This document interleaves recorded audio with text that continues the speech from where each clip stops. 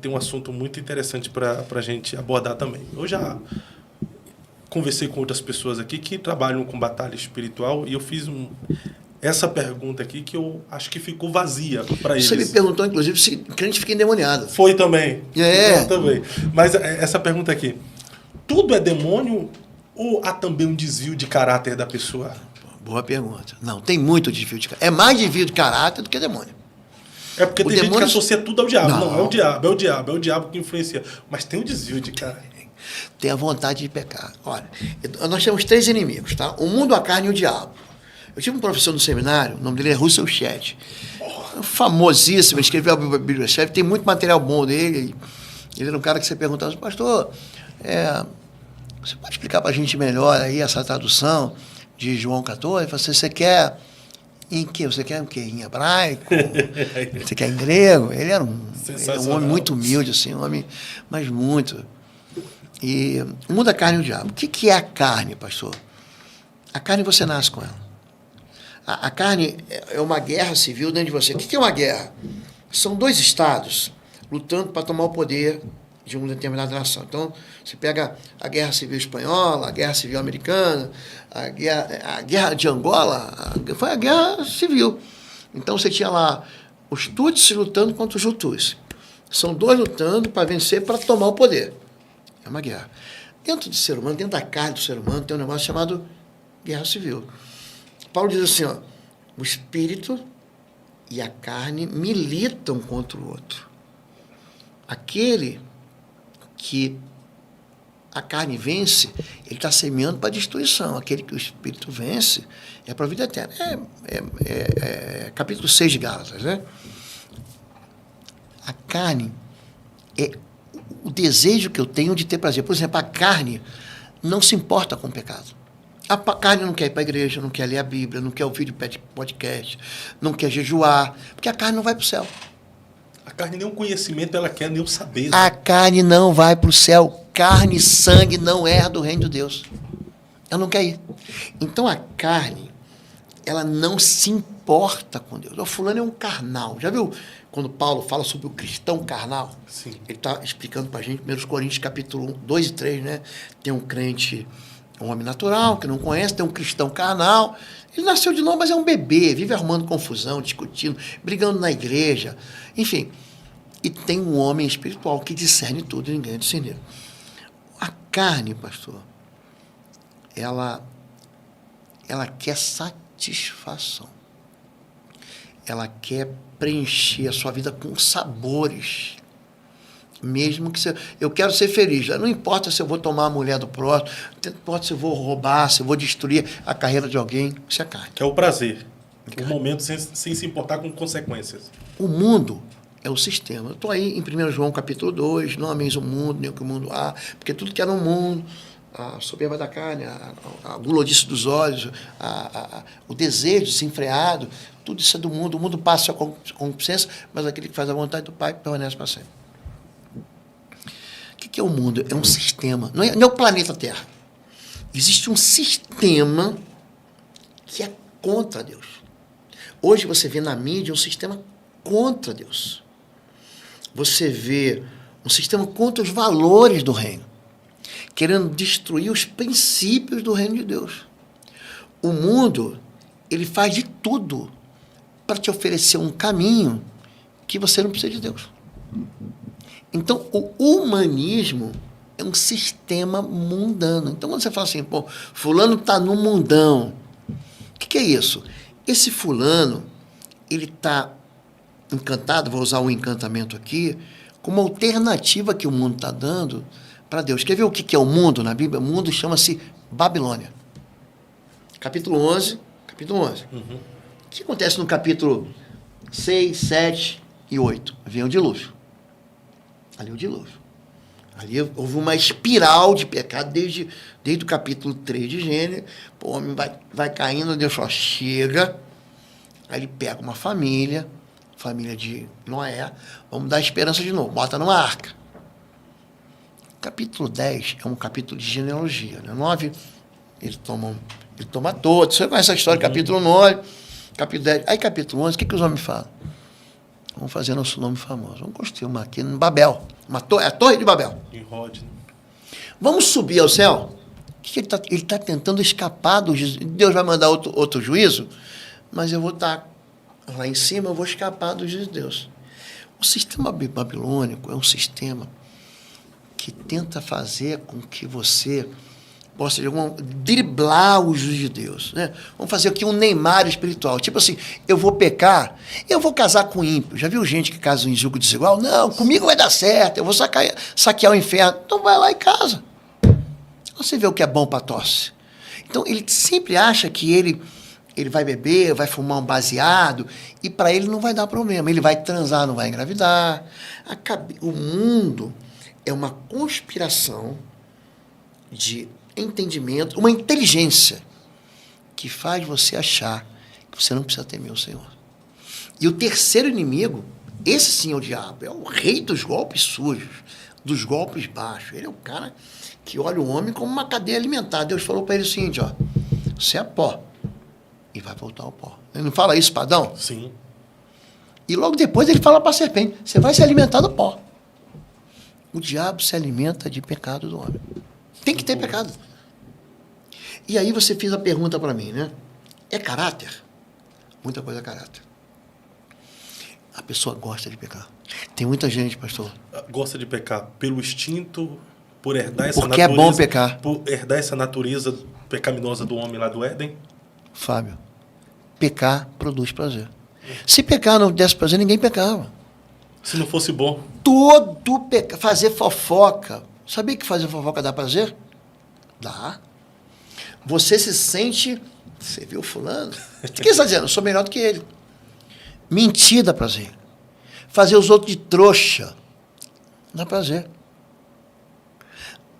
O orgulho dá prazer.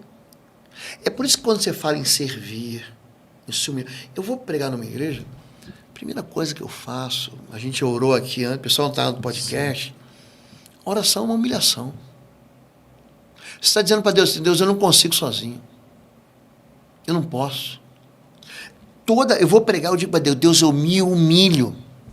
O homem não gosta de se humilhar, não. É ruim que eu vou me humilhar, hein? Eu sou filho do rei, tem essas discussões hoje tolas evangélicas. Jesus diz que menor, maior. A gente não quer ser menor. A gente quer ser o primeiro da fila. Deixa eu sentar na janelinha. Você lembra dos filhos da Tiago? Os filhos do trovão? É. Deixa que meu filho sente na janelinha. Lembra da... Você tá falando tô lembrando da menina essa mesmo. Que viralizou. É isso aí, eu tô ligando uma coisa na outra. Que viralizou porque não deixou a criança sentar na janela.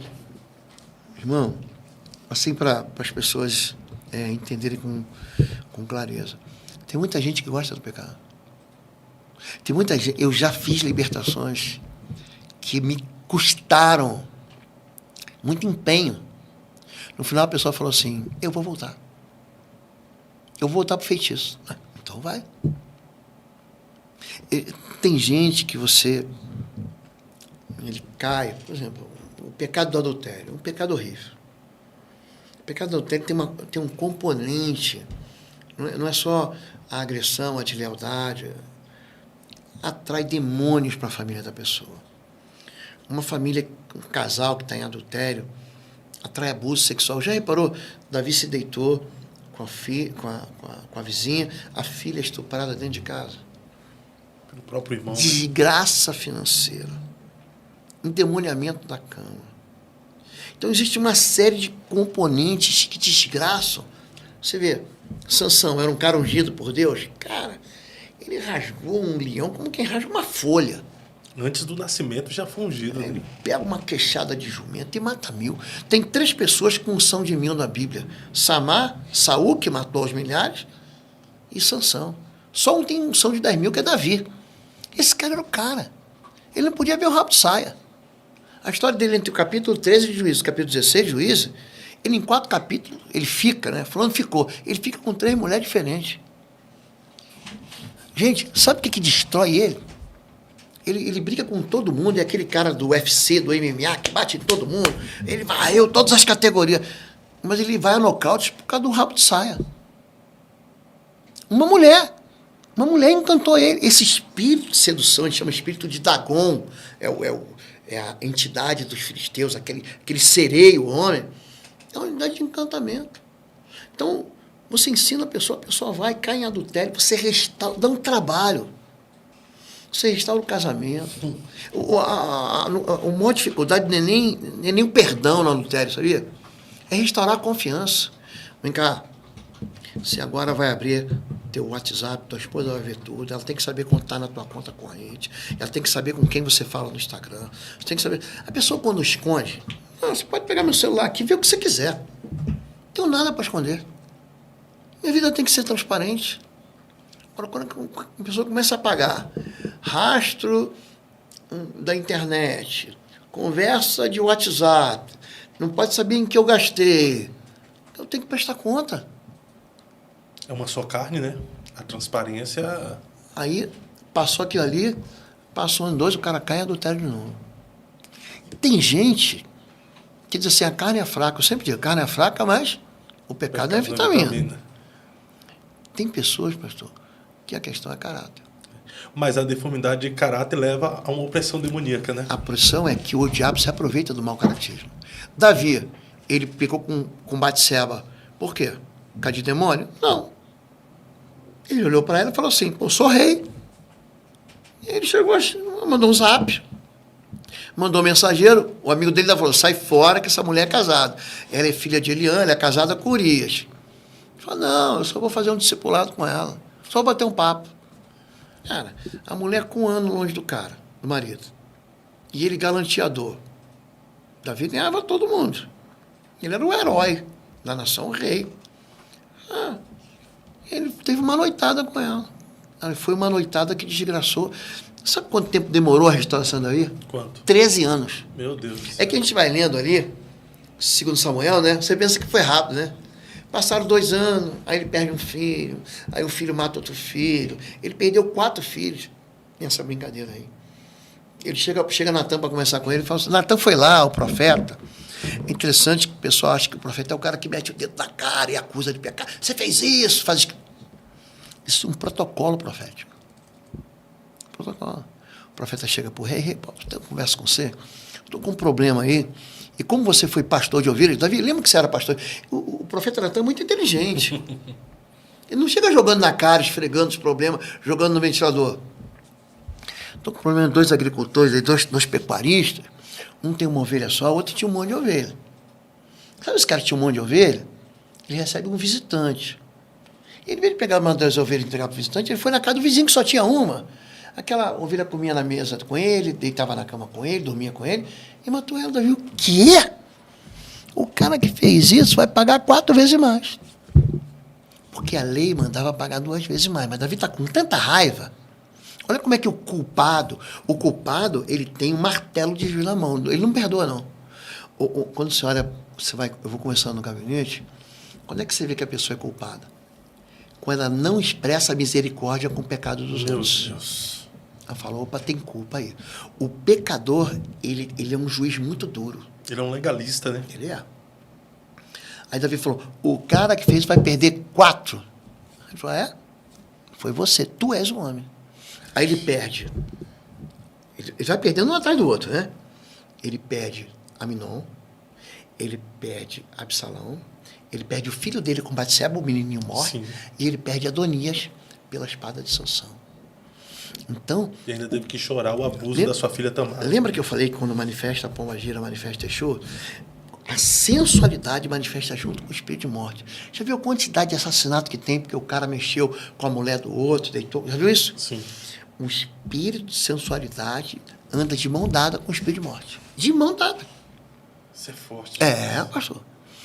A gente que trata com libertação, a pessoa fala, que esse pastor aí, eu não, quando a Bíblia diz que Deus não suporta a iniquidade junto com o ajuntamento santo, é o chamado fingimento.